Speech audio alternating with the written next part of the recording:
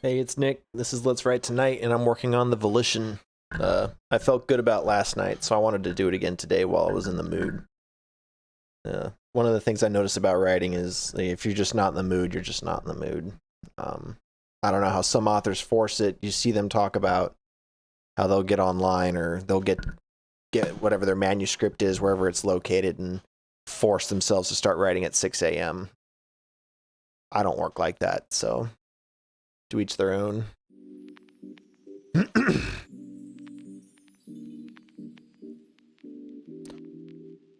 If you've got your manuscript or whatever it is you're writing, you should break it out. Get started. If you've got any questions, let me know. I'm working on the Volition, and I'm still on chapter 1, and for the most part, I've been trying to establish the ordinary. And by that, I will show you. The ordinary is how we differentiate between the character as they were and the character that they become.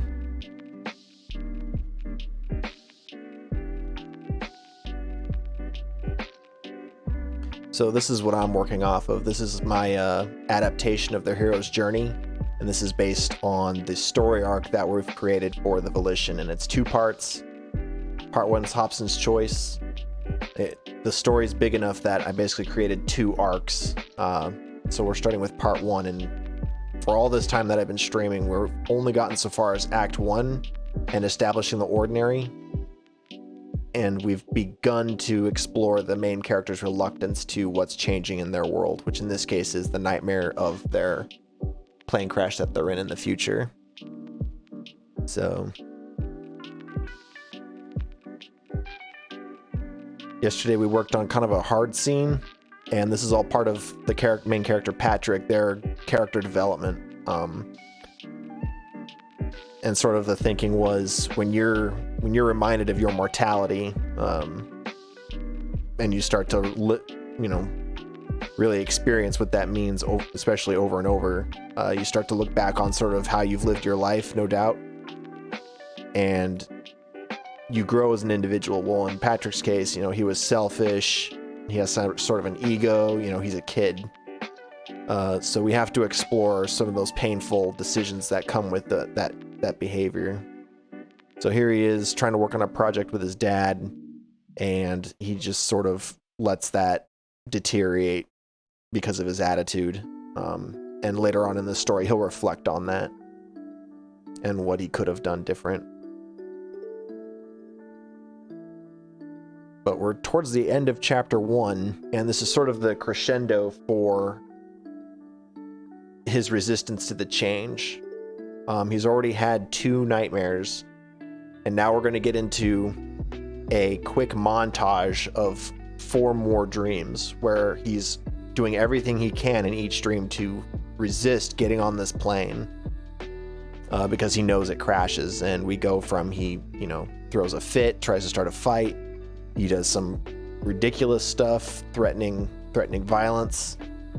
I'm thinking actually.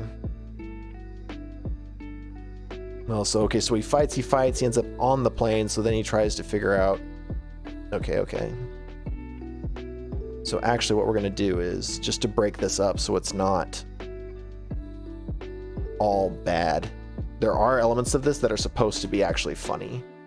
So for instance, he gets on the plane and he thinks, well, maybe if he just sits in a different chair, well, in the next dream where he makes that decision, he gets hit in the face by luggage that he doesn't normally get hit by. So he just becomes aware of the man who in every dream is getting hit in the face by this luggage, and he starts to feel bad for him. And this is also where we start to get to know the passengers on the plane, because as we see in Campfire, it lets you break down the characters. And where did I put those guys? Here? Oh, there we go.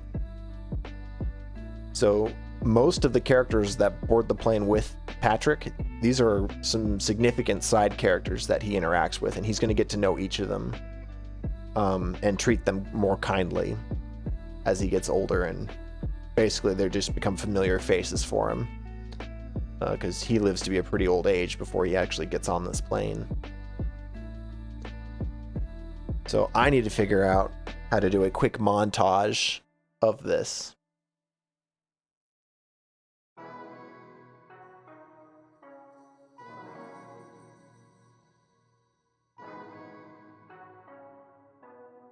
But first he has to wake up. One of the other strategies I use when I'm writing,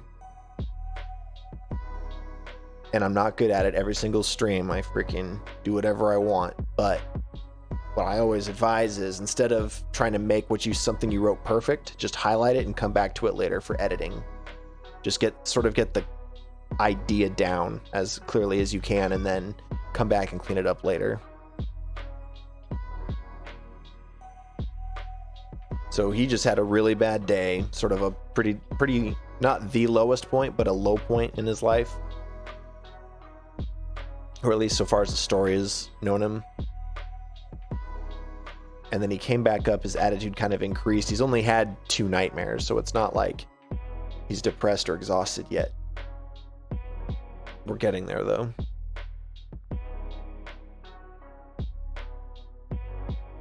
And every time the character wakes up, it's as a 45-year-old version of himself. So he's still, a senior in high school right now. So every time as a kid up till now that he wakes up in this future existence, he's always caught off guard, and the behavior of the adult Patrick is funny because it's from the perspective of a kid, which no one around him understands what he's doing. But let's see. So he's waking up.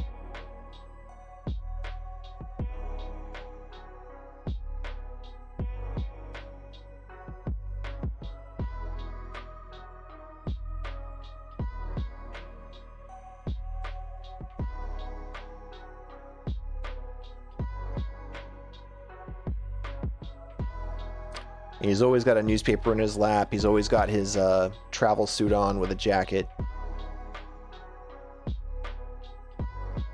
I haven't mentioned that he has any bags, just that he has a newspaper.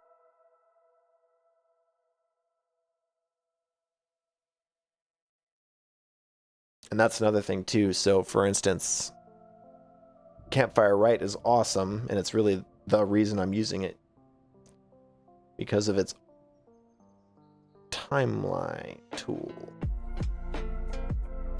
So from here, I can keep track of the main plot of the story, each of the nightmares and the things he learns in each nightmare.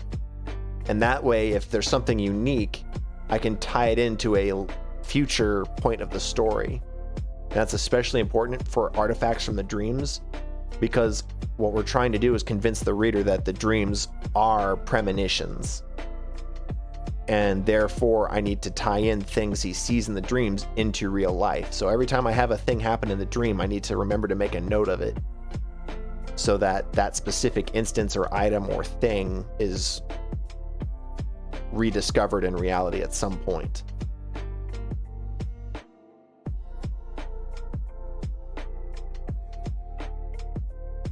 But for now, let's bring it back to the story here.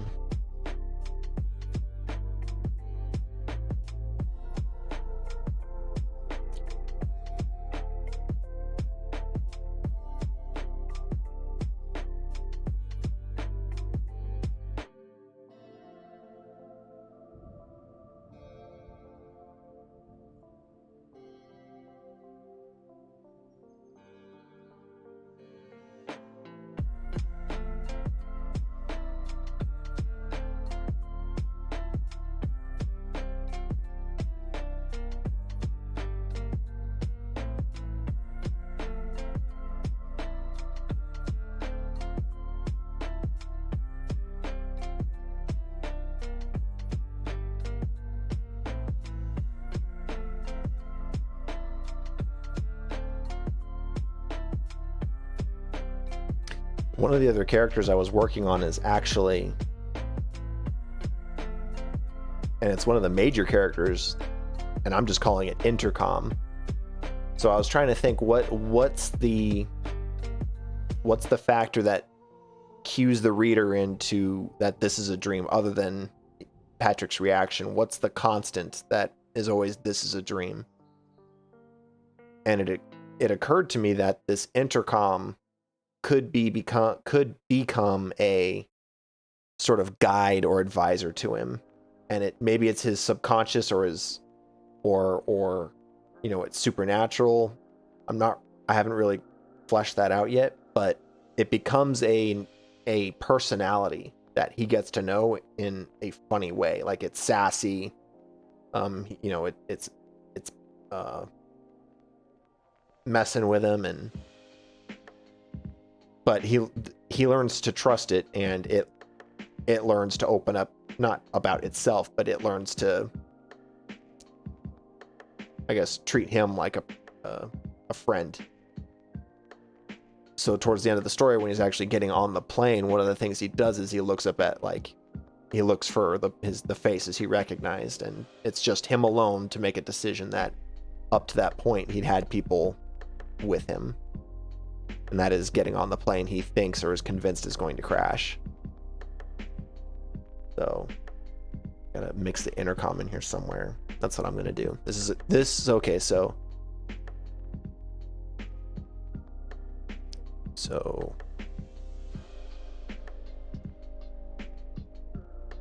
this is where we're really gonna get to know the intercom.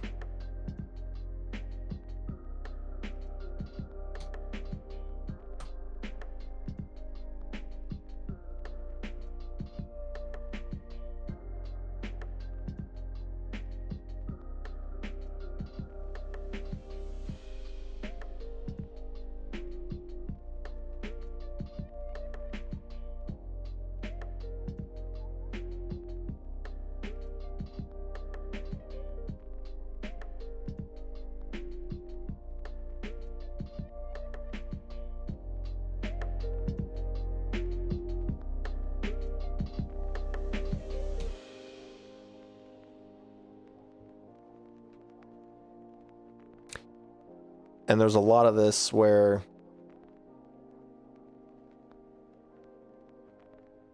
you need to show, don't tell. And there's also a lot of exposition you want to avoid. And I'm also trying to avoid the nonsense, like sipped his tea and all that nonsense. It's just try to keep the story progressing.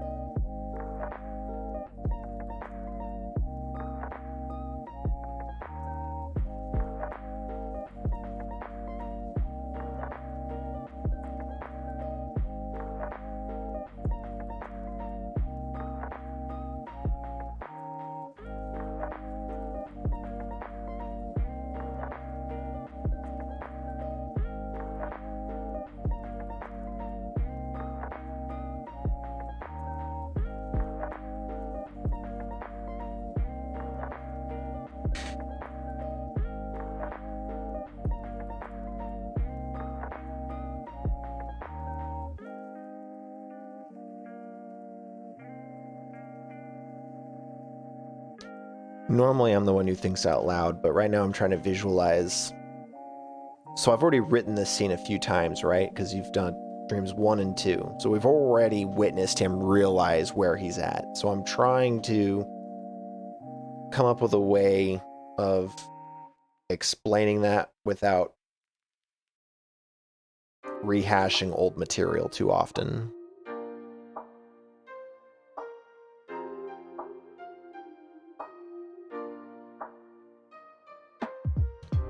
That being said, though,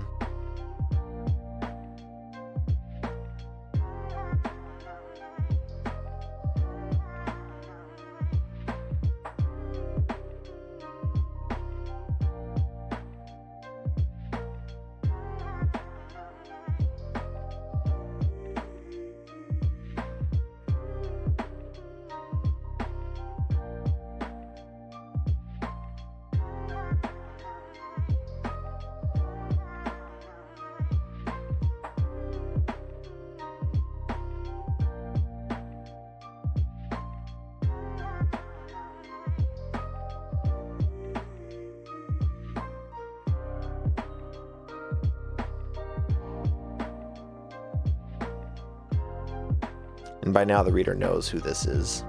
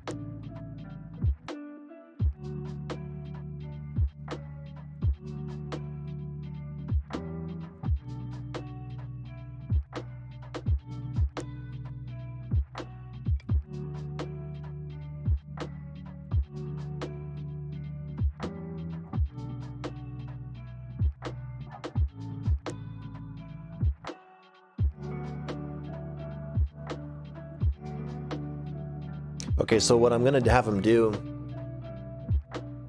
so I'm thinking sort of like, the way I'm envisioning this is like Jim Carrey, where he'd be sitting in his chair, he's comfortable, he's stretching out, and then he hears this intercom, and then all at once he realizes he's back at the airport. Right? So now he's like crouched behind the chairs, he's looking around, and he's gonna try to sneak out of the airport. And he's already tried to do this. He's already followed the gates one direction then another just to come right back to his terminal. It's sort of an infinite loop, and whatever he's in, he just can't escape this walkway in the terminal with his gate. And so now he's going to start a fight. And I think that's going to start with him speaking to... I got to think about that. But this rapid fire dream sequence is meant to be funny, but at the same time, while he's awake, he's getting worse and worse and worse and worse until finally in chapter 2, he starts having waking nightmares because he's just falling asleep while standing up.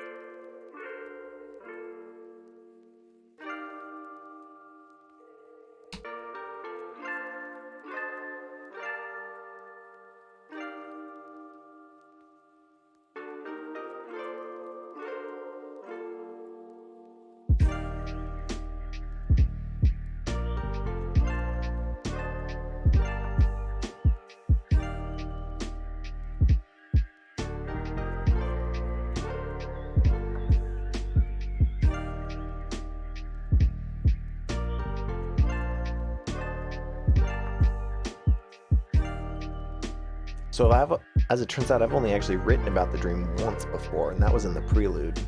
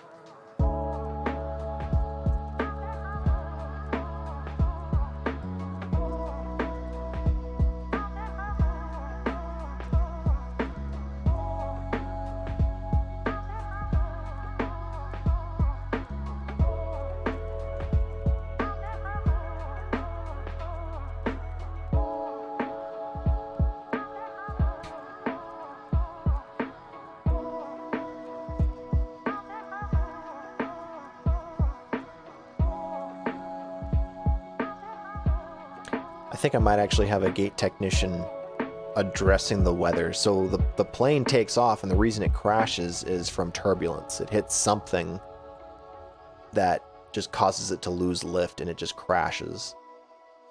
So actually having him hear them describe the bad weather might be interesting.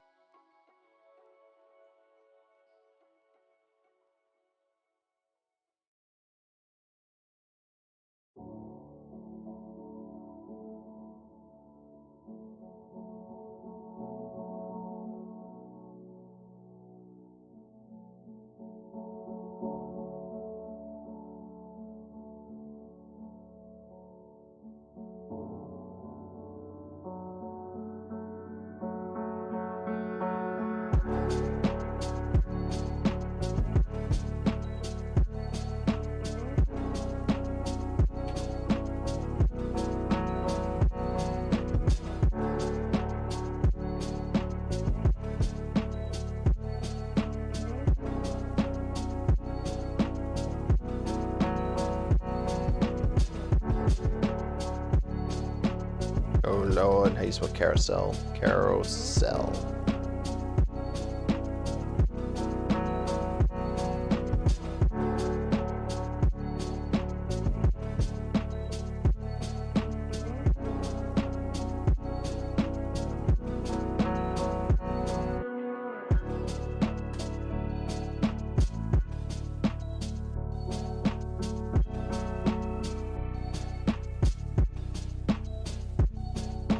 Wikipedia has spoken.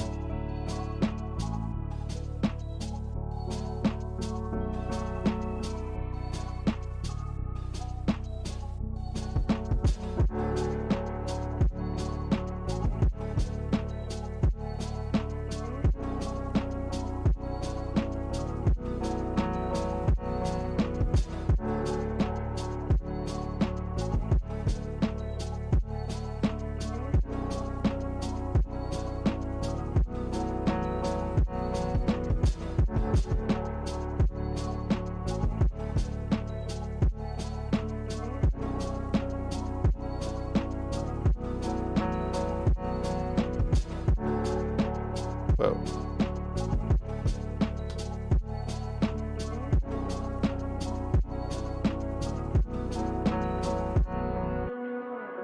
Crack just happened there.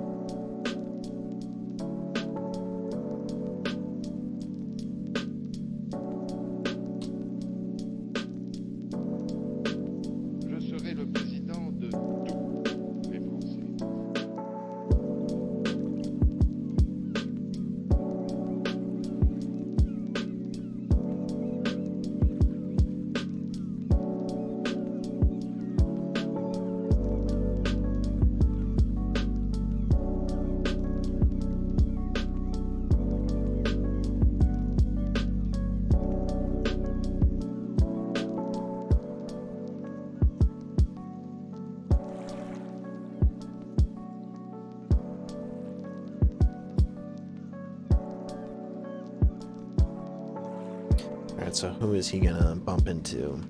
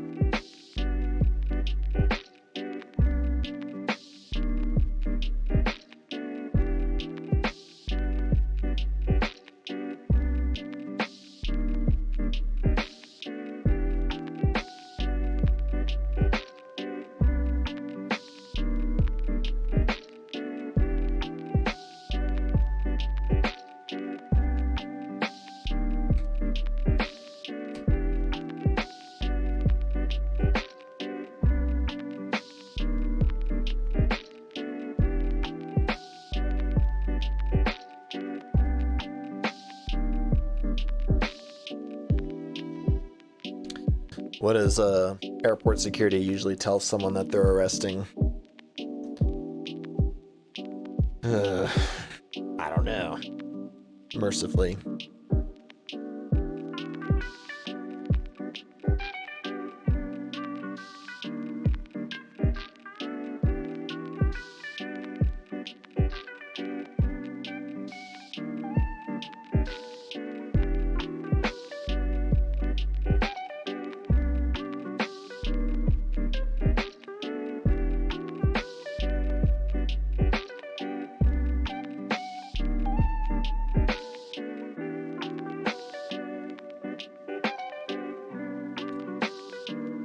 What would I say?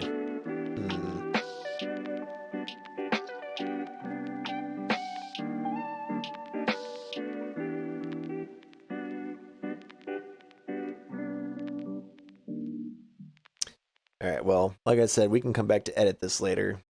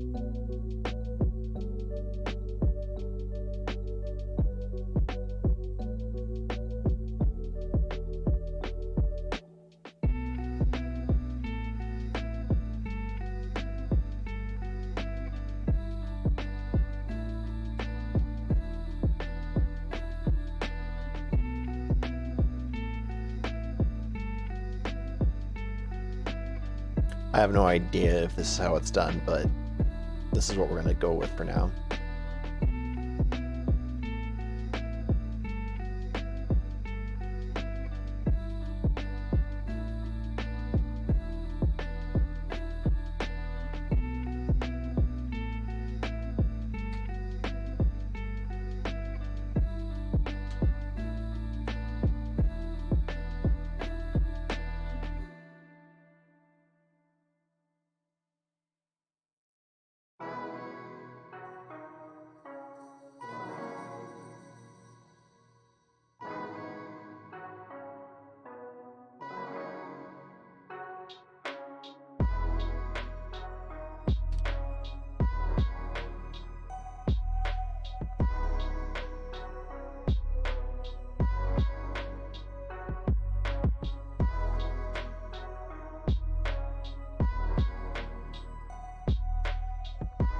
I don't know what keys I keep hitting.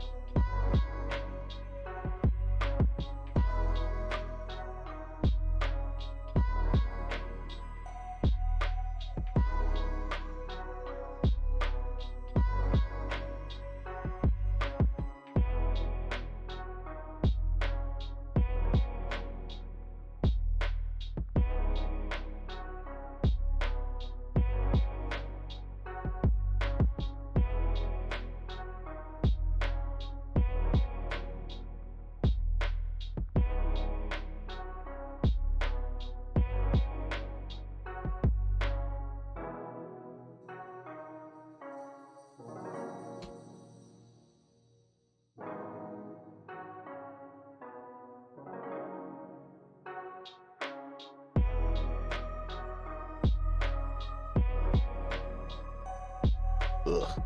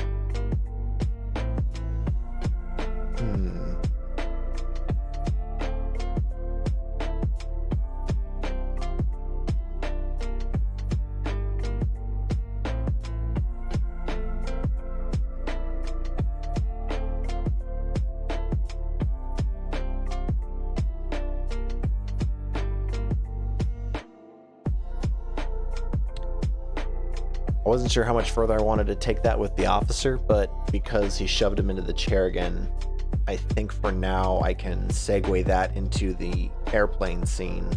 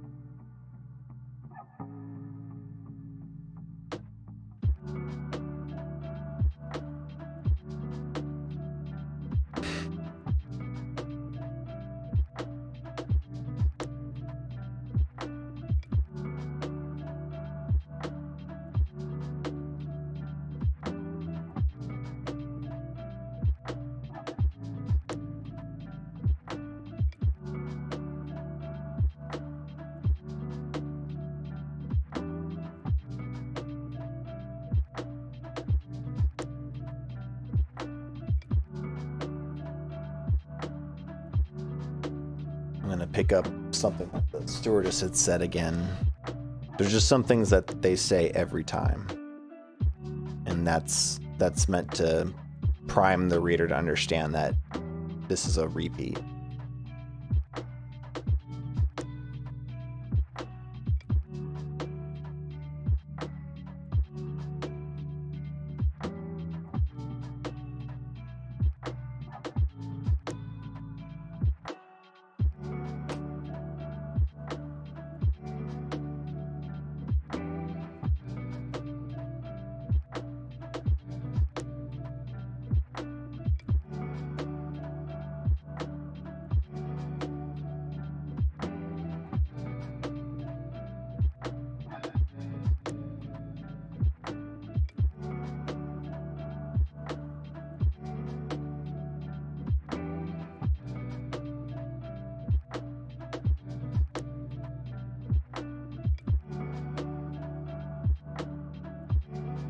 Ooh, the mysterious voice. Okay, this actually played out pretty well. So I'm going to move on from officer to just mysterious voice, because I think it'd be cooler if the dreams had a little bit more mystery and it just wasn't so cut and dry.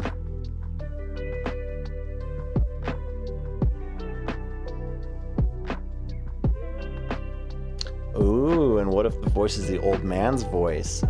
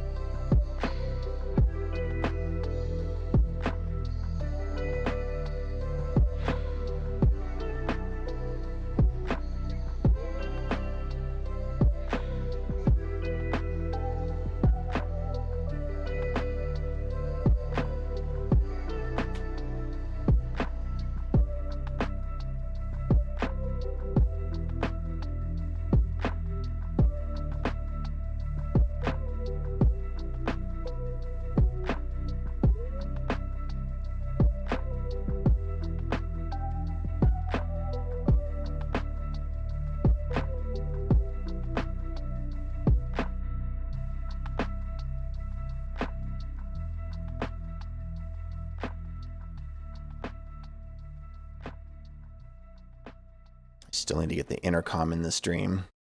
We have a mysterious voice, that's cool, but I want to get the intercom in here.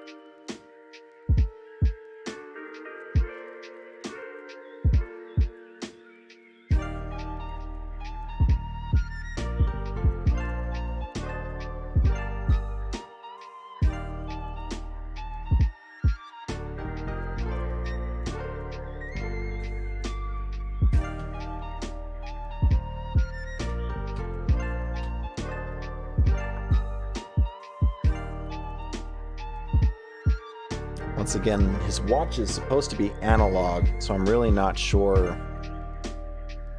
We'll figure out something different with this beeping. But his watch goes off at midnight, and that's when the plane crashes.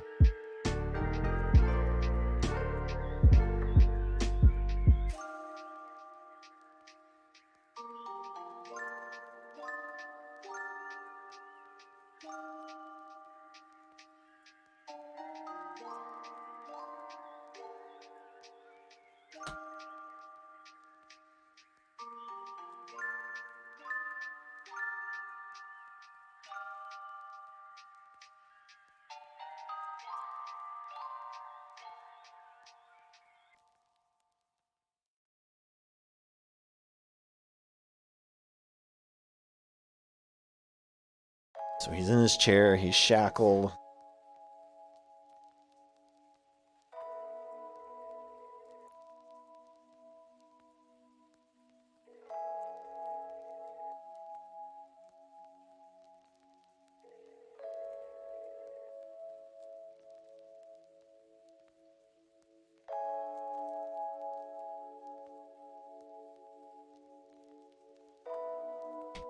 I swear some of this I almost have to act out in order to get the right idea of sort of the calisthenics of what's happening.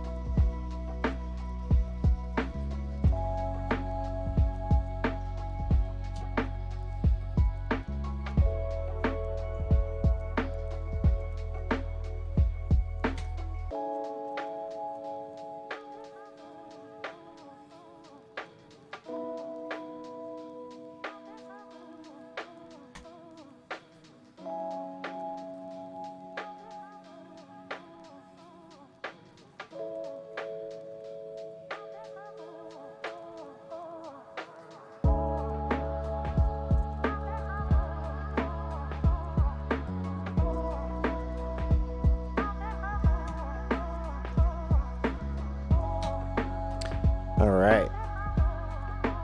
That was good. That was almost...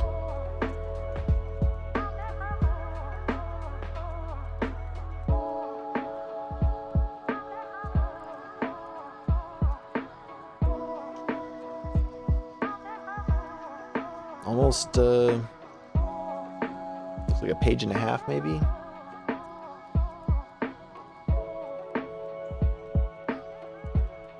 So he's going to start experiencing consequences in each of his little adventures, right? And for each thing that he learns, so for instance, go here, timeline. So he's got nightmares. This was his third nightmare. And here he was arrested with chains, punched himself. Here we go. Mysterious voice. I'd like to come back to this mysterious voice, definitely.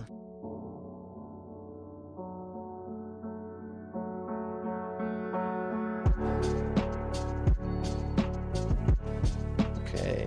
Oh, you know what? Well, sure, we can do this. Let's add one of these here.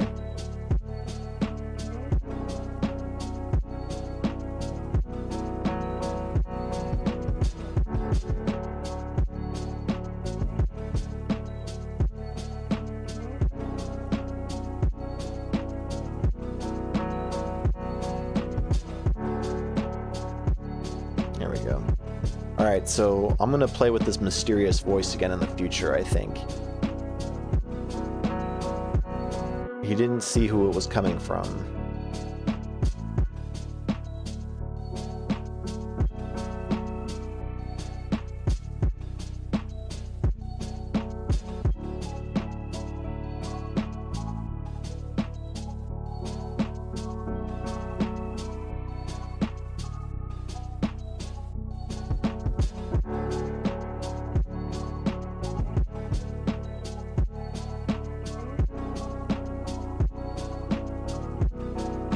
Chapter 1.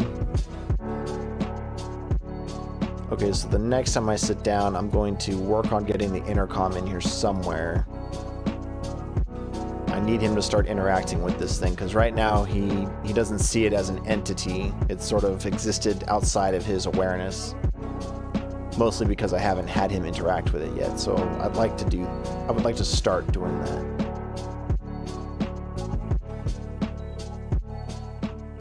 But I think this is a good place to stop. It's a work night, so I hope you made some progress on your story. And again, I'd love to hear from you on how far you've gotten, or if you've got any ideas for what I'm doing. But in the meantime, I hope you have a good night, and thanks for watching.